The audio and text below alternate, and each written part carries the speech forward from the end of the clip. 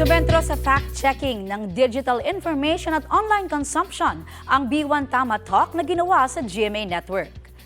Pinangunahan niya ang Anak TV President Elvira Yapgo at I Believe host at B1 Tama Ambassador Chris Chu. Aabot sa mahigit 100 college students ang dumalo sa talk. Sabi ni Chris, importanteng matutukan at magabayan ang mga kabataan sa kanilang cyberspace. Aminado siyang challenging ang mabilis na access sa paggamit ng mga gadget. Si Yapgo naman binigyang diin na importante pa rin ang human connections and activities kahit na digital age na. Pabor din si Yapgo na dapat may moderation sa paggamit ng social media at AI. Yun ang sinasabi ni Pope Leo ngayon. Hindi masama ang AI, pero kailangan manaig ang human contact, human relationship, ang human side ng tao, huwag kalimutan. Be responsible sa pag-monitor ng mga, hindi lang kabataan pati tayong grown-ups. It can be dangerous for us, no? So mga kinokonsume natin mga impormasyon. So kailangan talaga mag-ingat. And hopefully, there'll be more regulation. Ipinagdiriwang sa ilang panig ng bansa ang kapistahan ni St. John the Baptist. Gaya po ng sikat na basaan o Wata Wata Festival dyan sa San Juan City. May ulat on the spot si Oscar Oida. Oscar! Yes, Connie, wet kung wet but with a limit. Yan ang nagiging siste ngayon sa isinasagong Wata Wata Festival dito sa San Juan. Gaya na kagawian, nandyan pa rin yung basaan galore. Pero may mga limitasyon na yan, Connie, no? Nariyan na rin ang mayroong basaan zone. Dito na lamang yan sa may kabaan ng Pinaglabanan Road sa pagitan ng P. Guevara at N. Domingo. Pag nambasa ka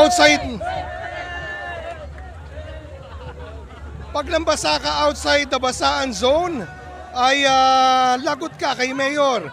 May kita pinagbabawal ang paggamit ng maruming tubig at water bomb, high pressure hose. Bawal buksan ang dumaraang mga sakyan. Ang mga lalabag ay papatawan ng 5,000 multa at pagkakakulong ng hanggang 10 araw. Pasado alas 8 ng umaga nang paunahan ni Mayor Zamora ang basaan. Sa mga sandaling ito ay napapatuloy ang mga programa at yung mga tao dito hindi na papakiusapan. Pinakiusapan natin na huwag muna magbabasa dahil baka mabasa yung mga gamit. Ultimo yung cellphone ko habang binabasa ko binabasa. Talagang hindi pa awat, hindi mapakiusapan. Pero tuloy ang Wata Wata Festival dito sa San Juan. Nagaganap pa rin yung concert.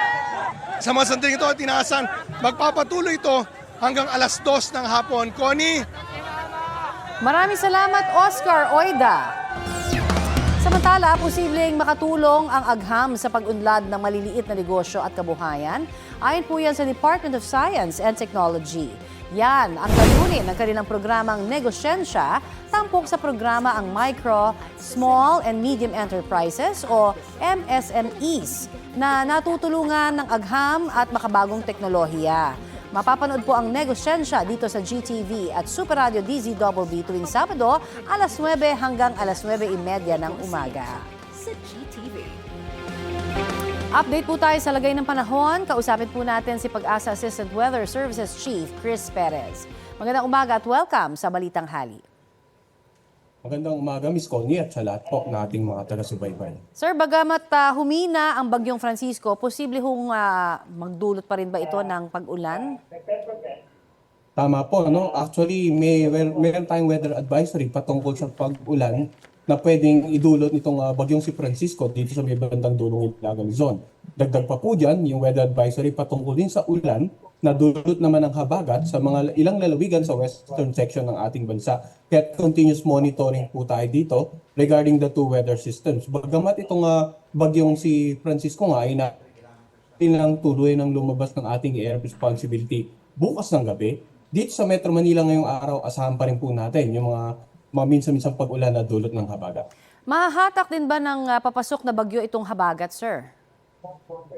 Sa ngayon itong tropical storm nasa labas ng ating air responsibility, bagamat inaasang papasok ay magiging saglit lang, hindi mamamalagi ng matagal at napakalayo po nito para maghatak ng habagat. ang nakikita po nating senaryo, itong bagyong si Francisco, kahit lumabas na sa ating area of responsibility sa patuloy na pagkilos ito pahilaga patungo dito sa may bandang Southern Island of Japan, ay posible pa rin pong maghatak ng habagat na siya namang posibleng magdulot ng pag-ulan, lalong-lalo na sa mga lalawigan, sa kanlurang bahagi ng hilagat gitnang Luzon at maging sa kanlurang bahagi ng katimugang Luzon sa mga susunod na araw. I see. At magkakaroon ho ba ng interaction kaya yung Francisco at papasok na bagyo na tatawaging Gardo?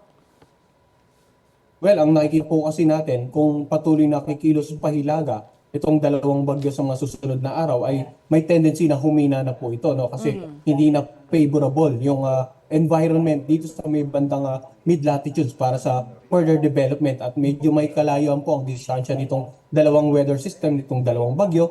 Kaya maliit po ang tsansa na magkaroon ng interaction itong dalawang bagyo, itong si Francisco at itong ang posibleng tawagin natin Gato. Okay. Yung lagay po ng panahon dito naman sa Metro Manila, ano ho ang aasahan natin sa mga susunod na araw? Well, ang nakikita po natin, posibleng ang patuloy yung pag-ibay ng habagat kahit nasa labas na si Francisco. Kaya dito sa Metro Manila, asahan pa rin po natin magiging maulap. May mga posibilidad pa rin po ng mga pabugsong pag-ulan, lalo na sa dakong hapon o gabi. Okay. Marami pong salamat sa inyo pong ibinahagi sa aming informasyon at inyo pong oras. Thank you. Maraming salamat din po at magandang umaga sa inyo lahat. Yan po naman si Pag-asa Assistant Weather Services Chief Chris Perez. The International Criminal Court is now in session. Rodrigo Roa Duterte.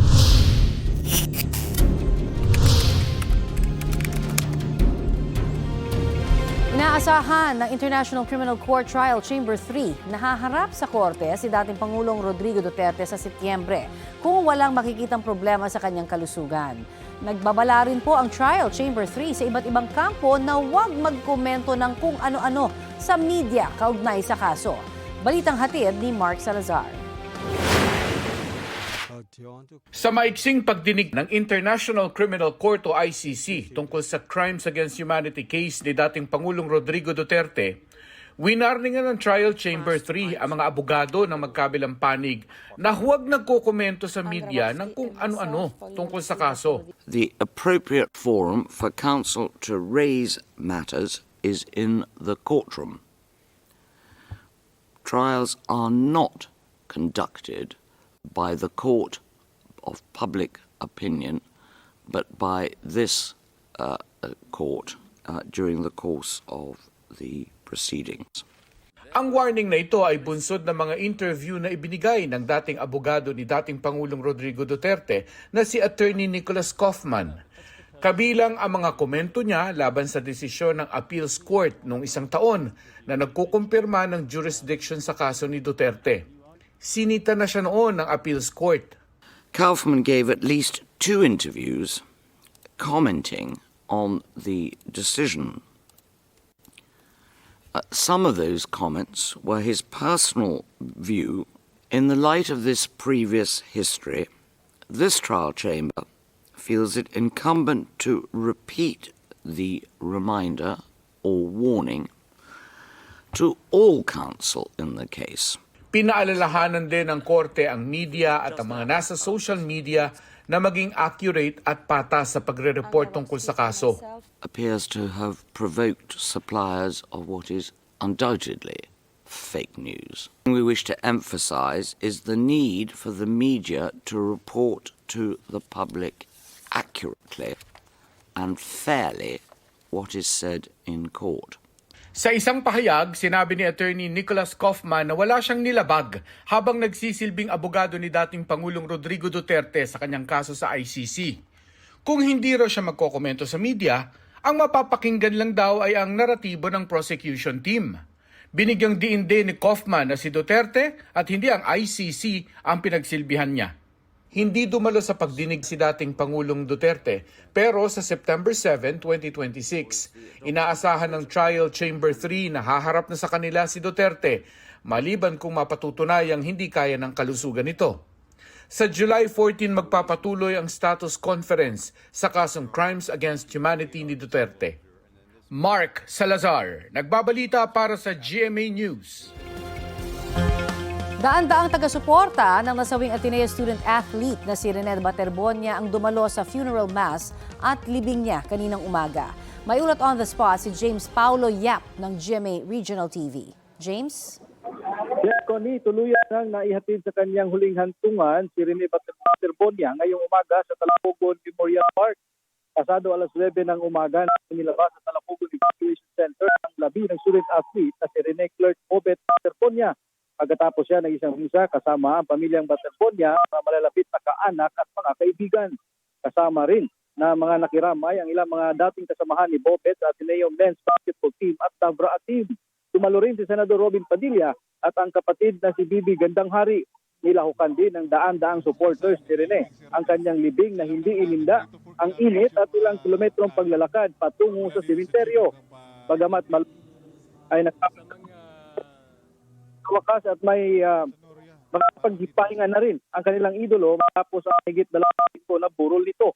Bumuhos naman ang emosyon ng tuluyan ng ilagak sa kanyang huling hantungan si Rene Baterbonia. Nakiisa din, Connie, sa libing ni Bobet ang mga opisyal ng Ateneo de Davao University, pati na rin ang mga dating kasamahan niya. Connie?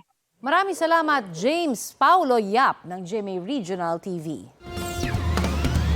Tumitibay raw ang ebidensyang may paglabag sa Anti-Hazing Act ang organizers ng team building activity ng Ateneo Men's Basketball Team sa Dipakulaw, Aurora. Ayon po yan sa isang mapagkakatiwalaang source. Batay kasi sa Anti-Hazing Act, maituturing na hazing ang sapilitan o tahasang exposure to weather. Ayon sa mga investigador, 2 mahahalagang elemento ang tinitingnan nila. Una, kung bakit hindi na lang ginamit ang swimming pool na hanggang 5 feet lang ang lalim. Lalo't SOP daw sa mga aquatic training na isagawa ang drill sa isang controlled environment. Pangalawa, bakit isinagawa ang drill sa dagat noong mag-high tide ng alas 2:30 ng hapon? Kahapon, nagsagawa na po ng reenactment ng insidente ang PNP CIDG sa beach resort kung saan isinagawa ang team building activity. Nakikipagtulungan naman sa NBI ang pamunuan ng resort kung saan nakabilat ang koponan. Pinagpapaliwanag naman ng Commission on Higher Education ang Ateneo de Manila University kaugnay sa team building activity na nagresulta sa pagkamatay nina Baterbonia at Adili. Batay sa kanilang investigasyon, nakitaan umano nila ng ilang paglabag ang Ateneo kaugnay sa mga regulasyon sa off-campus activity, pati na rin sa pagpapabaya umano sa kanilang tungkulin na gabayan at protektahan ang mga estudyante bilang kanilang pangalawang magulang. May 10 araw ang Ateneo para sagutin ang show cause order kung bakit sila dapat hindi mabigyan ng sanctions. Dagdag pa ng CHED, may ilang dokumentong hindi isinumite ang Ateneo kahit ilang beses nila itong hinihiling. Wala pang pahayag kaugnay nito ang Ateneo. Pero dati na nilang sinabi na nakikipagtulungan sila sa investigasyon sa pagkamatay ni Baterbonia at ni Adili.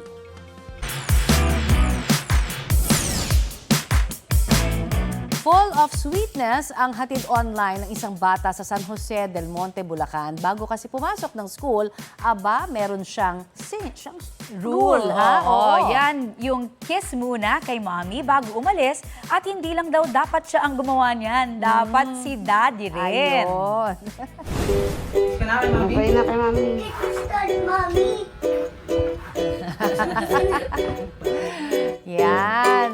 Oops, ha? Bawal dayain ang kiss dahil nakatingin si Zian Hart sa Gismundo. Tila na-reverse card nga daw ang kanyang daddy Ian. Nang tanungin siya kung na-kiss na ba niya ang mommy niyang mommy Eliza.